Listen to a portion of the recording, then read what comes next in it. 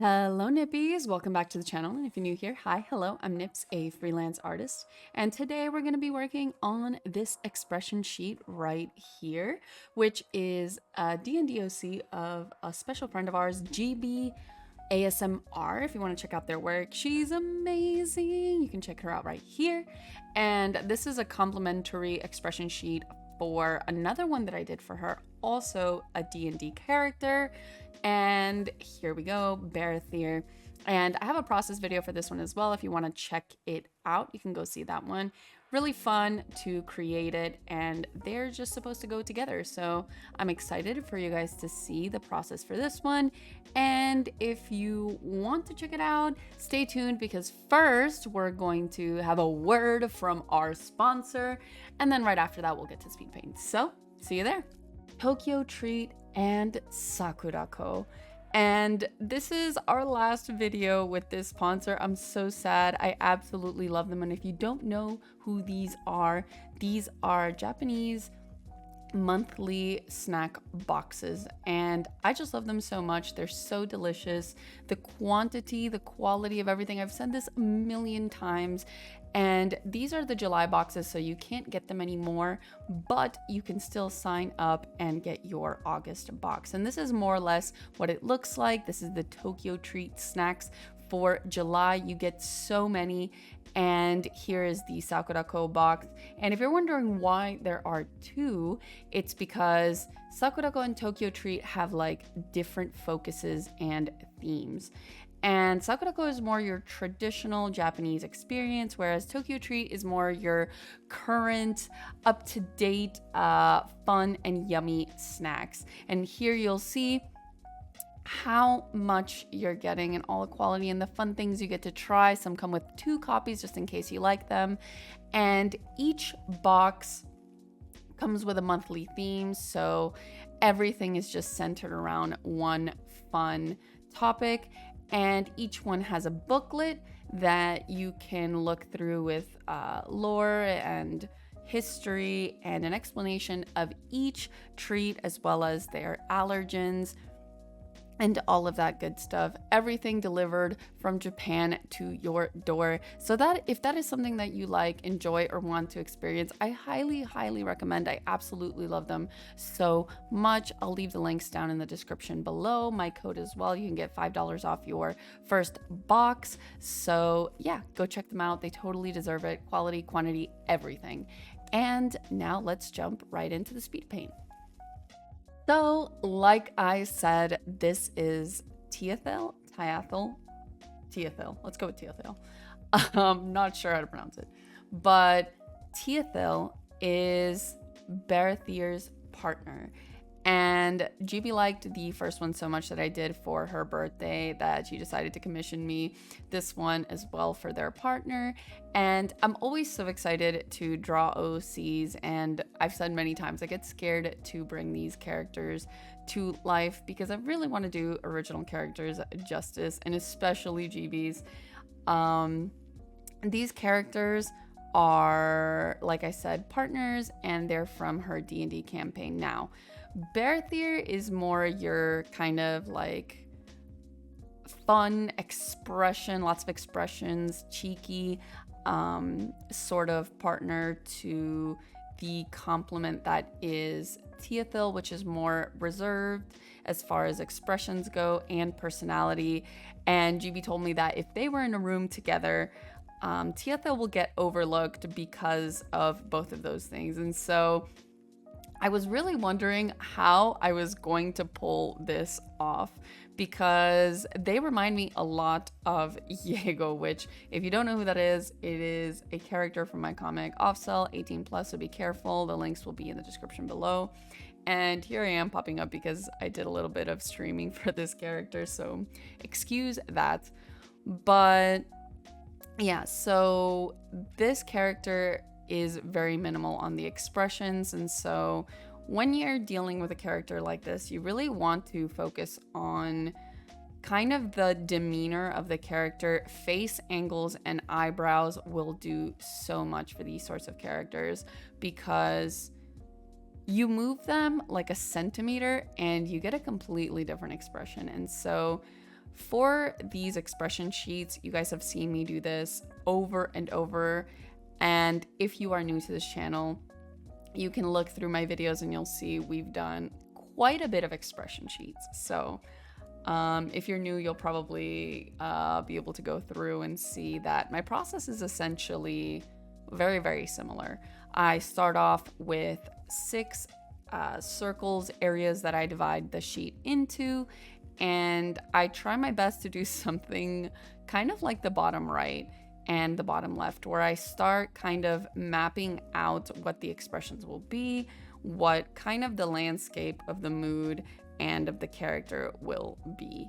And TFL was one that I was kind of having a hard time pinning down and really trying to get the entire mood really set in, and what expressions and poses I was going to do for their character in order to bring that out properly. Now, you'll see that I have a hidden layer at the top of all my layers with the Barathier expression sheet, and that is because I really wanted them both to match. And I don't know if anybody else struggles with this, but once I do a piece of art and I then have to create another one that kind of matches the same style and vibe, I don't know if it's just that it's like art block, or kind of like I feel a pressure to make it look exactly the same, that I almost feel like I do the complete opposite and it ends up just either not looking the same or it just doesn't look as good. And so you'll see me kind of bring up the sheet, hide it, unhide it several times, because I really just start kind of panicking. And so if you see that, that's exactly what that is. But yeah, and so you'll see that I really kind of have completed this face and bust in the top middle portion. And I've talked about it in my other expression videos, but I essentially like to create one main focus bust to kind of draw your eye to it and kind of give you an entire, not an entire, but I guess a really good idea of what the character is and who they are. And usually I put it kind of in the center, usually in the top, and I try to make it slightly bigger than the others. And Barathier also has that on their sheet at the top center, and a lot of my other expression sheets as well have that. And so I tried my best to, same thing as Barathier, try to pick just like a general baseline so that I can work with the other expressions. Now, Barathier was a lot easier, but TFL I really had to go a little bit deeper on the middle one so that I can get a better feel for what their facial structure is going to be like. Because what I was told is that TFL has this very like, kind of like, not like, it's like this androgynous kind of like elegant, like kind of aura.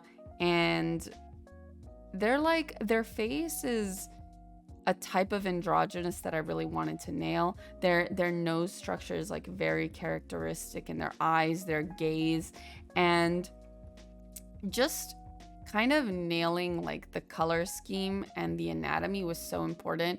And I feel like the top middle might have not really hit on the anatomy and the quote unquote like dynamicness that I really wanted. It feels like a little stale. But I felt like it was still good enough that like I maybe had to let it go, because I was kind of drawing and redrawing and drawing over it. You'll see that I go over the hair and everything too much, and it was kind of just getting worse as I went on. So yeah, and I ended up giving them the green robe after all. You'll see that in the top right, a little peek of a red sort of like sash with the neck kind of covering the high neck piece of clothing under. And you'll see also peeking on the right, kind of this green situation. And so GB told me that green is kind of their main color, and so that I should go with like a green robe instead. And so we decided to do that. Now, going through the expressions, you'll see that there's like a surprised face, and then we have kind of like a a disappointed, like disgruntled, like sort of face in the bottom left. And in the middle is kind of like a, kind of flustered face is what it ends up being, from what I remember. And then the top right, I really wanted a smile, but one of those smiles that is like kind and warm, but like very, very subtle. I think that in the sketch, the original like construction lines, it's not as subtle as I want it to be. It's a little too expressive. But I think once we start developing that, it starts getting better. And I think the chibis are always fun because you get to be more expressive, but it still kind of looks in character, because chibis by default kind of are just like funny, and you can kind of get away with a lot when you're doing little chibi fun character designs of the original character design. So I was able to do this like fun, like flustered face, and I feel like it still kind of keeps the same energy of what TFL is supposed to kind of portray. And that was really fun. I enjoyed that. So the next parts are kind of making sure that I get the anatomy correct and just splashing on like flat colors to start to see how everything is going to look together. I put the flats for the bottom right, and I really, really, really like how the anatomy on that drawing looks. I felt like that drawing did slightly more justice maybe to the like facial structure of the character rather than the top middle. I don't know. Maybe there's something about kind of like the side profile that just makes it look more, I don't know, more standout-ish. And I feel like once I had gotten the hang of it, and once I had gotten like the general gist of the anatomy, I feel like that one just came out more natural than the top one. The top one just feels like a default face, which is what it's supposed to be, but it's not entirely there. And so you'll see me now start to do the top right. At this point, I've gotten like a good gist of the character, and this one I was the most scared of, because it is a smile, but it is one that I wanted to keep very, very subtle, like I said earlier. And I thought that was going to be the most difficult to do, because how do you really properly draw that without making it too expressive? So you'll see me kind of struggle with the anatomy and what angle I wanted to put the face in, and the anatomy just wasn't landing. You'll see that I mirror it several times, and I just could not get like the same vibe as the middle and bottom right. And I think eventually just pivot over to doing the top left, because sometimes if you're somebody that is struggling with getting stuck on a piece of your drawing, I highly recommend you just move to another piece of the drawing, because I've said this before multiple times, but momentum is so important when you're drawing, in my opinion. Just keeping a general flow going will do wonders, not just for your mental, but for your drawing. I feel like getting stuck on a piece of the drawing will frustrate you, and you'll just notice that the piece of the drawing sometimes just gets worse, and you just keep trying to do it over and over again. You start nitpicking, it's almost like you've looked at the thing a little too long, and your brain is kind of just overwhelmed with what's happening. So next time you're drawing and you get stuck, try it. If you don't already do that, go to another piece of the drawing, refresh your mind, clean it, start over, and just keep moving forward. That's the most important part.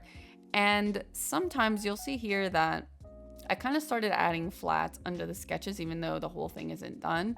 And this is another thing to boost your momentum. Sometimes I get stressed out that I feel like there's too many things to do. Like I'm making progress, but I feel like I get overwhelmed by how much I have left. And so another big tip that I have is add your flat colors, or do another step that kind of helps you envision and see how everything is gonna start to look finished. And once I started adding the flats, even if I was gonna add like line art on top, just being able to see more of the canvas covered is psychologically just does wonders, because you really feel like you're making more progress. You get to help with the bigger picture of the drawing, and you really start to see it all come together, and it's easier to just complete the pieces and the dots start to become connected. And so you'll see that I kind of finish more or less the general gist at the top right, and I move on over to top left. Top left, I wanted something on the more upset side. It was kind of a touch Bearthier and you'll see what happens, or you don't even want to know what happens, kind of that protective vibe. But again, needs to be minimal on the expressions. And so I was hoping that maybe the angle of the face and the lighting would kind of carry me here. I feel like I might have tilted the face a little too low. I was hoping maybe we could keep them more upright and keep like the elegant vibe. I kind of probably went too far. I got a little too excited with the expression. And I was also struggling a lot with the angle, because you'll notice that the middle angle is facing the left, and this is also facing the left. So you'll notice that I try my best to take all the faces, all the bust shots, and face them in ways that just complement each other. And having 2 3/4 shots is a little too overwhelming. So you'll see how I try to work around that a little bit later. But for now, if you've noticed the red X on the middle portion, you'll realize that I am frustrated with what I said earlier. It just feels not dynamic enough. It felt like something was lacking, and so I removed the eyes, because sometimes the way that the eyes are sitting or looking make me just kind of like, they just like tilt me, they block me. So I erased the eyes and I kind of left it that way and said, okay, I will come back to this later. And I started doing what I said earlier, just trying to see everything more finished. I start adding the little blocks of color behind each portrait, like I did in the Bearthier one, like I do in most of my expressions. Just like to add a little touch to each expression and start making them look more, you know, popped out, and start singling them out, giving the backgrounds, making sure that the colors of the backgrounds complement the expressions and really make them, you know, it's like the cherry on top. It's like the little highlight, you know? And with this drawing specifically, I was very much struggling on what color to put in the back, because I wanted to make sure that they popped out and that they were kind of the focus, but I didn't want to take away from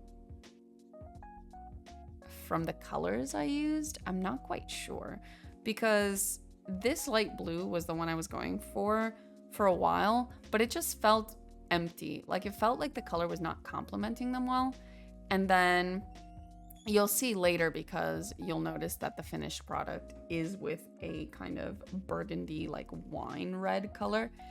And I really, really liked that color a lot. I feel like it complements the opposite green that they have on the robe. It complements their skin tone, the undertone of the hair, which is like a more warm color.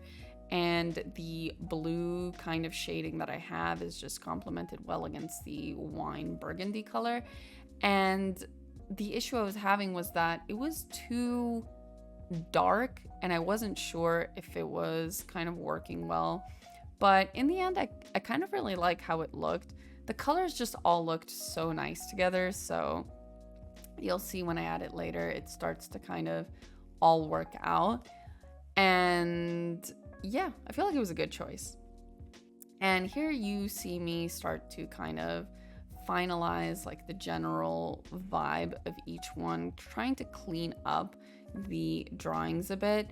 And I talked about this art style a bit. I made a TikTok talking about this art style, actually. If you guys want to check out my TikTok, sometimes I post kind of these very quick tutorials and answer some questions there. So if you want to check that out, I have the links to my socials in the description.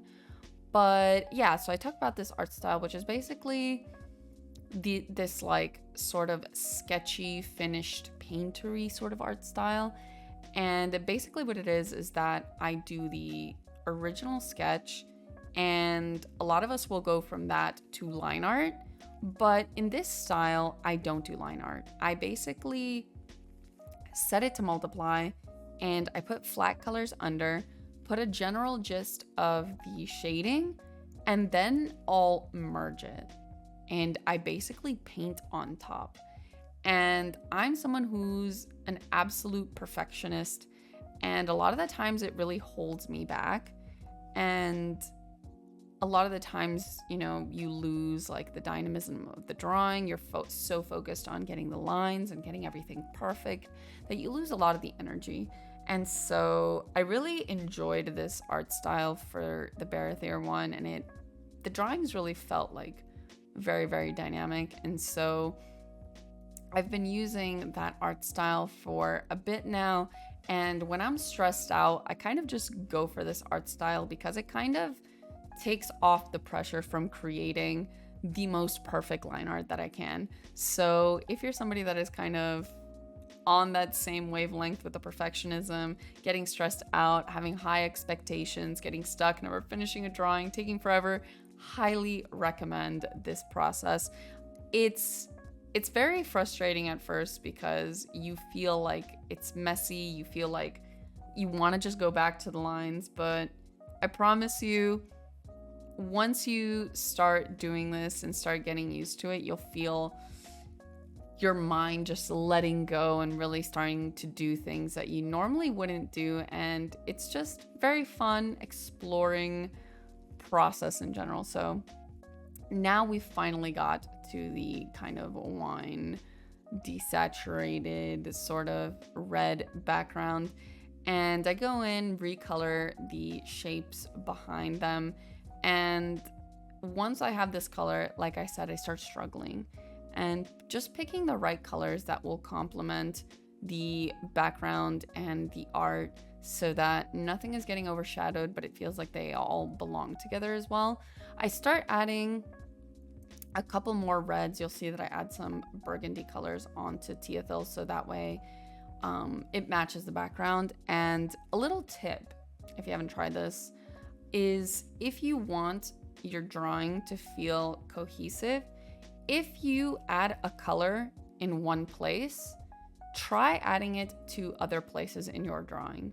It will feel like your drawing is just all meant to be together, if that makes sense.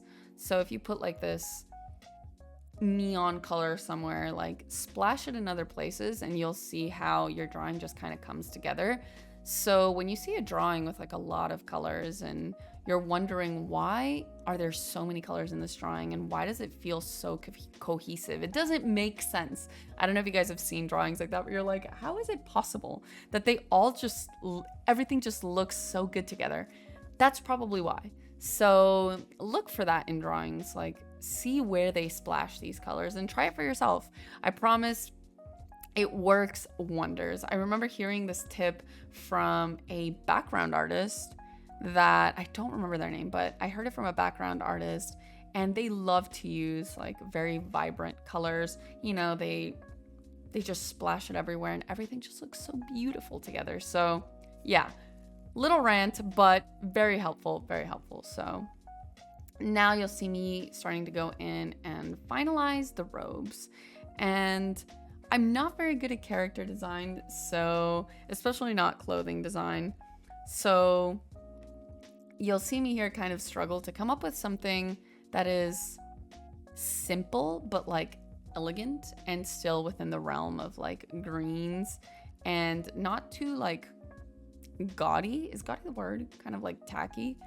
But yeah, and keep it something where the shading is also trying to match the original Baratheon one. And I feel like the Baratheon one might have just been a freak accident because I absolutely love how that expression sheet came out. And I feel like I might have put way too much pressure on myself to match that one, that I feel like there was a little bit of charm lost in this one because I was too focused on getting it to match. So this is proof that sometimes you just need to let go and just, yes, you want a series of drawings to all match if that's what you're working towards, but for the most part, try your best to, yes, make it match, but also don't be scared to let go and just do the thing that you're good at.